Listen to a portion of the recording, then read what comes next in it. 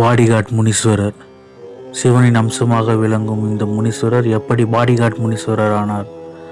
இன்று வாகனங்களுக்கு காவலாக விளங்கும் இந்த பாடிகார்ட் முனீஸ்வரர் 1919 ஆற்காட்டில் இருந்து வேலை செய்ய மெட்ராஸ் வந்த தொழிலாளர்கள் அவர்களின் தெய்வமாக முனீஸ்வரர் சிலையை பிரிட்டிஷ் கவர்னர் பாடிகார்ட்ஸ் தங்கியிருந்த பாடிகார்ட் லைன் ரோடுக்கு அருகில் வேப்ப மரத்தடியினில் வைத்தனர். அதை வைக்கக்கூடாது என்று எதிர்த்த பிரிட்டிஷ் கமாண்டர் அதே நாளில் விபத்தில் சிக்கினார்.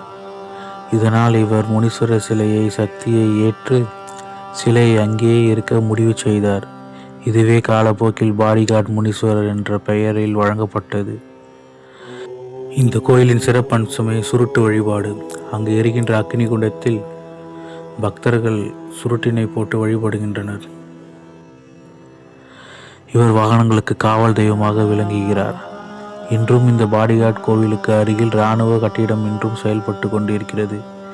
இவ்வாறே முனீஸ்வரர் பாடிகார்ட் முனீஸ்வரர் ஆனார். சென்னையில் போக வேண்டிய முக்கியமான கோயில்களில் இந்த பாடிகார்ட் முனீஸ்வரர் கோயிலும் ஒன்று. இது போன்ற வீடியோக்களுக்கு நமது சேனலை சப்ஸ்கிரைப் செய்யவும்.